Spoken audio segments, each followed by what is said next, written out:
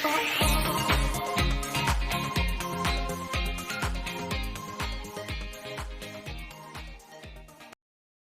Morning. कैसे हैं आप सब ठीक हो? देखिए, आज का जो वीडियो है ये आज का वीडियो हर सबके लिए है। मतलब ऐसा नहीं है कि पर्टिकुलर कोई स्टूडेंट के लिए है, ये सबके लिए है। सबके लिए इन द सेंस कि इसमें वो लोग भी हैं जो 12th पास कर चुके, वो भी हैं जो इस समय 11th में आए हैं, इसमें वो भी हैं जो शायद इस समय पढ़ा रहे हैं, like me as a teacher, right. देखिए, सबसे पहले तो मैं आपको एक कोट दिखाना चाहूँगा। वो कोट है, if in this lockdown you not come out with a different skill. अगर आप इस लॉकडाउन में किसी एक डिफरेंट स्किल के साथ बाहर नहीं आते हैं तो सीधी सी बात है भाई, जो समय को दोष देते हो ना कि समय नहीं है मेरे पास, मैं पढ़ाई कैसे करूं, या whatever reason you will give, you don't lack time. आप झूठ बोल रहे हो, टाइम है आपके पास। आज शायद लॉकडाउन को हुए 48 डेज हो चुके हैं, I guess 48, don't quote me on that, शायद 48 डेज हो चुके हैं। तो you have time, right. You don't lack time but you lack discipline. समझ रहे हैं बात को आप? अगर इस लॉकडाउन में आप किसी डिफरेंट स्किल के साथ नहीं आते तो आपके पास टाइम था, आपने वेस्ट कर दिया है, यू वेस्टेड। जो मेन बात थी मुद्दे वाली वो थी डिसिप्लिन। डिसिप्लिन नहीं थे आप, और डिसिप्लिन नहीं होने के कारण आप समय को दोष देते हो। देखिए, आज का जो मैं सेशन ले रहा हूँ ये सेशन किसके लिए है? जैसे मैंने आपसे कहा, ये सेशन सबके लिए है, राइट। इसमें पेरेंट्स भी आ सकते हैं। इनफैक्ट हैं, आज का जो सेशन है वो है vocabulary and news analysis. Vocabulary and news analysis, okay. अब देखिए, सबसे पहले तो आपको मैं बता दूं कि वोकैबुलरी है क्या। वोकैबुलरी की इम्पोर्टेंस, वोकैबुलरी को हिंदी में पता है ना क्या बोलते हैं? शब्दकोश। शब्दकोश। जैसे मैं काफ़ी टाइम से पढ़ा रहा हूँ, अराउंड 10 ईयर्स। जो मेरा अपना एक्सपीरियंस है कि कई सारे बच्चे जो होते हैं, majority of them know the answer. उन्हें आंसर पता है और हमको भी पता होता है, लेकिन उसी चीज़ को अगर बोल दिया जाए हमको कि take an A4 size paper and write it down, आप उस पर लिखिए, तो हम नहीं लिख पाते। You know what the reason is? Reason is कि हमारे पास वर्ड्स नहीं होते। We left like completely blank. हमें समझ नहीं आता कि हम लिखें क्या।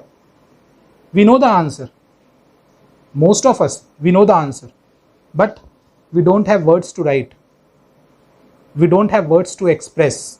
हमारे पास वर्ड्स नहीं होते एक्सप्रेस करने के लिए, हमारे पास वर्ड्स नहीं होते लिखने के लिए। You know why all this? Because of lack of vocabulary। lack of vocabulary। देखिए, आपको vocabulary की इंपॉर्टेंस बताऊं। जैसे सपोज करिए कोई 10th क्लास का बच्चा है। अब कोई 10th क्लास का बच्चा कहाँ एग्जाम देने की सोचता है? जो एक अवेयर बच्चा होता है ना, वो NTSE के एग्ज़ाम के लिए जाता है, नेशनल टैलेंट सर्च एग्जामिनेशन। बहुत सारे अपने कंट्री में ओलंपियाड होते हैं, उसके लिए जाता है। इन सब एग्ज़ाम में नो डाउट आपका एकेडमिक नॉलेज आता है, लेकिन बहुत इम्पॉर्टेंट रोल प्ले करता है इंग्लिश भी। और जहाँ पे इंग्लिश आएगी वहाँ अपने साथ वोकैबुलरी लाएगी। आपको क्या लगता है इंग्लिश का मतलब केवल ग्रामर होता है? No, grammar is a part. Grammar part है। देखिए, हमको एग्ज़ाम क्रैक करना है, हमको, हमारा इंटेंशन क्या होना चाहिए? एग्ज़ाम क्रैक करने का, राइट। एक सीट हमको चाहिए, एक सीट, ओनली 1 सीट। उसके लिए हमारी स्ट्रैटेजी इस तरीके से होनी चाहिए कि हमारा एग्ज़ाम क्रैक हो जाए, कैसे भी करके हम एग्ज़ाम क्रैक कर लें। तो सोच के देखो कि आप पेपर का एनालिसिस करोगे। ग्रामर में आप में से कई लोग बहुत अच्छे होंगे, राइट। लेकिन अगर मैं बात करूँ 100 में से 75 या शायद 70 स्टूडेंट्स ऐसे हैं जो ग्रामर में पूरे तरीके से कॉन्फिडेंट नहीं होते। अगर ग्रामर में पूरी तरीके से कॉन्फिडेंट नहीं हो तो बेटा एक बात याद रखना, सॉरी बेटा बोलने की आदत हो गई है, तो जो मुझसे बड़े सुन रहे हैं इसको सॉरी फॉर दैट, ओके। जो आपका इंग्लिश का सेक्शन आता है उसमें कोई भी एग्ज़ाम इसमें से आप उठा लो, कोई भी एग्ज़ाम, एनी एग्ज़ाम, उसमें से जो ग्रामर होता है, ग्रामर और जो वोकैब होता है, वोकैब, राइट, अगर वोकैब आपका 40 से 45% आ गया तो ग्रामर आपका 50 से 55% आ गया। यानी अगर आपका ये सेक्शन थोड़ा सा भी वीक है, हम इसको तो स्ट्रॉन्ग कर सकते हैं ना, इसको तो स्ट्रॉन्ग कर सकते हैं। और एक बात आपसे बोलूं, 40-45% के साथ ला करके ना आप यूपीएससी क्रैक कर सकते हो, इंडिया का टफेस्ट एग्जाम यूपीएससी क्रैक कर सकते हो। 45% और 40% is not an small value बड़ी, ये छोटी वैल्यू नहीं है। और इस वोकैब में पता है क्या क्या आता है? वोकैब में आते हैं आपके क्या क्या, सिनोनिम आता है, एंटोनिम आता है, वन वर्ड सब्स्टिट्यूशन आता है, सिमिलर वर्ड्स आते हैं। कहते नहीं हो जैसे एक जैसे वर्ड होते हैं, सिमिलर वर्ड्स, सी और सी, एक सी आपको पता है क्या होती है, नदी, और एक सी देखना, राइट। तो ये सब मिला करके आपका वोकैबलरी बनता है, सब मिला करके। तो ऐसा नहीं है कि वोकैबलरी बहुत छोटा पार्ट है, लेकिन हाँ एक बात इंपॉर्टेंट है, वोकैबलरी को आसानी से इस पे हम कमांड कर सकते हैं, हम इस पे कमांड कर सकते हैं। ग्रामर में कोई अंत नहीं है, अंत नहीं है ग्रामर में, 1 रूल 2 रूल 10 रूल, बहुत रूल आते हैं, लेकिन इस पे आप कमांड कर सकते हैं। जैसे ओलंपियाड के एग्जाम में इसमें ग्रामर आती है। कई सारे बच्चे होते हैं ऑल ओवर इंडिया, राइट, कि जो 10th के बाद या आफ्टर कंप्लीटिंग देयर 12th, ज़रूरी नहीं है सारे बच्चे मेडिकल लाइन में और इंजीनियरिंग में चले जाएं, कई बच्चे चाहते हैं कि वो फॉरेन यूनिवर्सिटीज़ में जाएं। तो आपको क्या लगता है, फॉरेन यूनिवर्सिटी में जाओगे और वहाँ पे वो बोलेंगे कि आ जाओ एडमिशन ले लो? हाँ, ऐसा होता है क्या कि फॉरेन यूनिवर्सिटी में आप गए, फॉरेन यूनिवर्सिटी में, and they will say come come come, we will give you admission? No, they have their own criteria, उनका अपना क्राइटेरिया होता है, राइट, उनका अपना क्राइटेरिया है। क्या क्राइटेरिया है? जैसे आईलेट का एग्जाम आपको देना पड़ता है, टॉफल का एग्जाम देना पड़ता है, पीटीई का एग्जाम देना पड़ता है, स्कॉलिस्टिक असेसमेंट टेस्ट सैट का एग्जाम देना पड़ता है, जीमैट का एग्जाम देना पड़ता है। बोर्ड छोटा पड़ गया, मैंने इतने ही लिखे हैं, ठीक है। इन सब में देख रहे हो, आईलेट के एग्जाम में यूके, ऑस्ट्रेलिया, न्यूजीलैंड, यहाँ पे इसका स्कोर वैलिड है। टॉफल के एग्जाम में यूएस, कनाडा में इसका स्कोर वैलिड है, ठीक है। और पीटीई के एग्जाम में यूएस, यूके में वैलिड है। सैट के एग्जाम देख लो, अंडर ग्रेजुएट एग्जाम। अगर आपको यूएस में एडमिशन चाहिए in university, you need to clear this. और आप चाहो तो इसको इंटरनेट पे चेक कर सकते हो, समझ रहे हो। यहाँ पे आपको अगर एडमिशन लेना है तो यहाँ पे आपको इंग्लिश एक बहुत इंपॉर्टेंट यहाँ पे रोल प्ले करता है, अंडरस्टूड।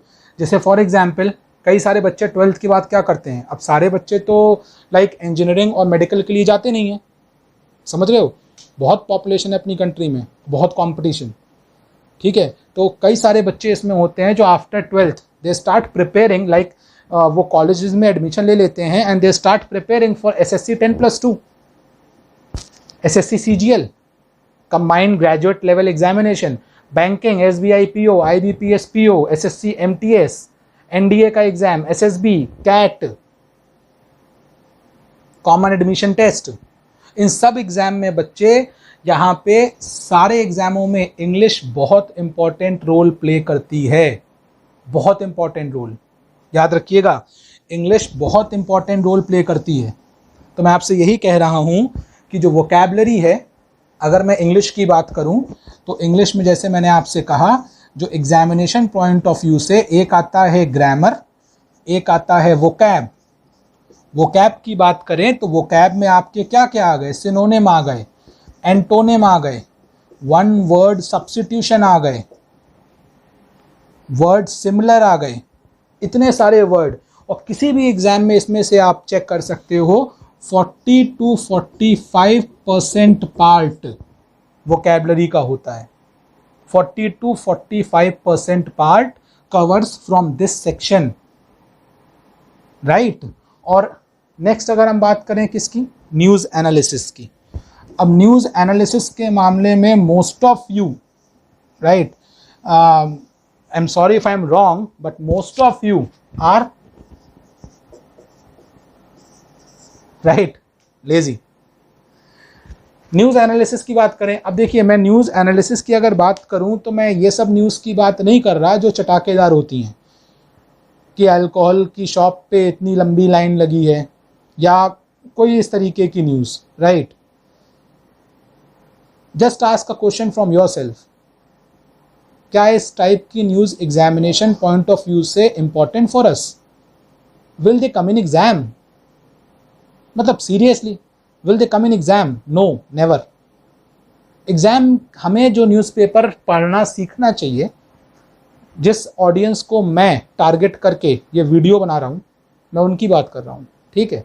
हमें जो न्यूज़ में फोकस करना चाहिए वो करना चाहिए एग्ज़ाम ओरिएंटेड।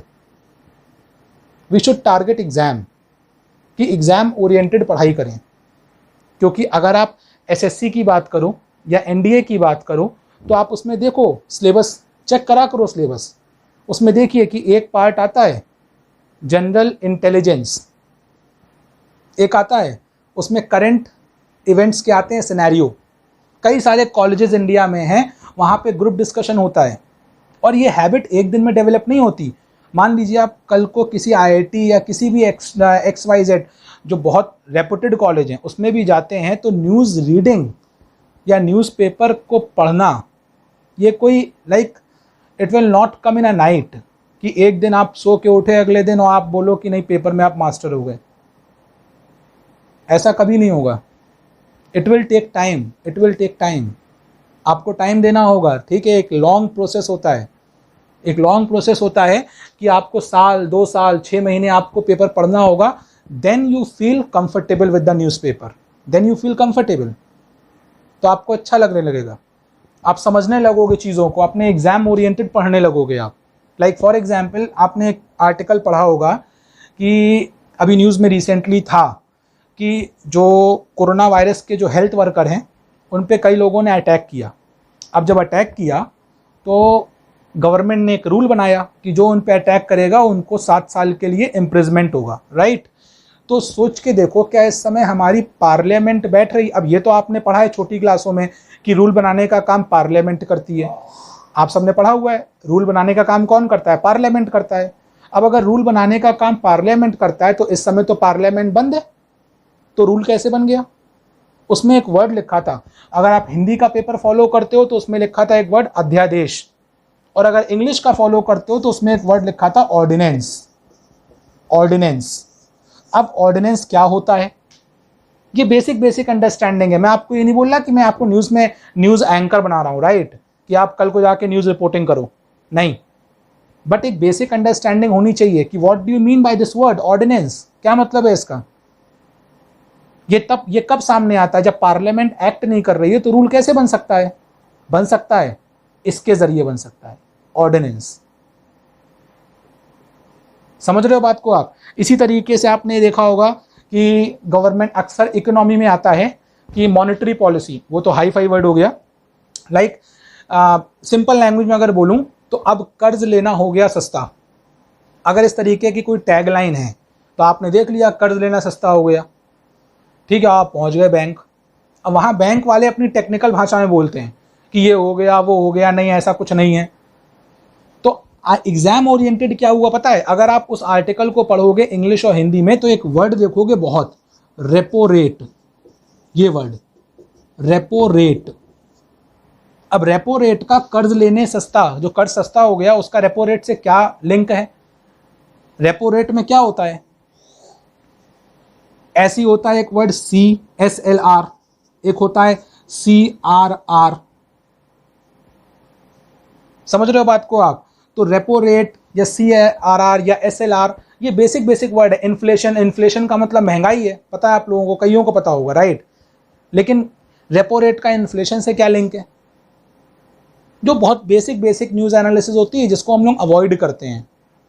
हमने पेपर में क्या देखा? वही चटाकेदार खबरें देखी और उसको फोल्ड करके रख दिया, बाद में कबाड़ी वाला आके ले गया उसे, right. That is not the case. That the audience which I am targeting is that if you need to clear any of these exam, तो my friend ये कभी नहीं हो सकता। अगर ये होगा तो तभी होगा जब आपका इन दोनों पे भी कमांड होगा along with your academic। Understood? आपका एकेडमिक इंपॉर्टेंट है, no doubt, but you can not neglect these 2 parameters also. That is all I am saying. Understood? तो आई होप आपको ये क्लियर हुआ होगा कि मैं आपको जो इस छोटे से वीडियो में बता पाया कि वोकैबुलरी की इंपॉर्टेंस क्या है और न्यूज़ एनालिसिस की इंपॉर्टेंस क्या है। तो इसी बात को लेकर के मैं एक कोर्स चालू कर रहा हूं of vocabulary and news analysis, जिसमें आपको डेली के केवल 10 वर्ड्स मिलेंगे और ये 10 वर्ड्स आप कभी भी याद कर सकते हो, कभी भी, कभी भी याद कर सकते हो। चलते फिरते यार फ़ोन कितनी बार देखते रहते हो आप दिन में, 10 वर्ड्स याद कर लो, एक महीने बाद कितने हो जाएंगे पता है? 300। आपके पास 300 वर्ड्स होंगे। उसका एडवांटेज क्या होगा पता है? आप किसी भी बुक को रीड करोगे उसकी मीनिंग बढ़ जाएगी, आप वो समझ पाओगे प्रॉपर, आप समझ पाओगे कि नहीं इसमें क्या कहना चाहता है, आपका कंसेप्चुअल क्लैरिटी बढ़ जाएगी। वोकैबुलरी केवल वोकैबुलरी के लिए नहीं होता है, बहुत कुछ होता है। आपने जो सीखा था बचपन में 2 2 4, क्या केवल टेबल था? आज भी काम करते हो नहीं करते हो, मैथ में कैलकुलेट करते हो, तो ऐसी वोकैबुलरी होता है। तो एक कोर्स चालू करने वाले हैं जिसमें आपको वोकैबुलरी और न्यूज़ एनालिसिस डेली बेसिस पे मिलेगी, और इसके लिए आपको करना क्या है, इसकी डिटेल्स के लिए you need to message me on my WhatsApp number. मेरा व्हाट्सएप का नंबर है 7906717219, 7906717219। Just message me on this number and write down I am interested, and you will get a message from me जिसमें आपको सारी details मिल जाएंगी। Understood? तो if you are interested तो message me on this number और फिर देखते हैं, ठीक है। And one more thing, last, always try to improvise your self. अपने आप को इम्प्रूव करिए, स्टैग्नेंट नहीं होना चाहिए। Stagnant, again this is a word, vocabulary, रुकावट, ठीक है। तो that is all for today. Okay, thank you.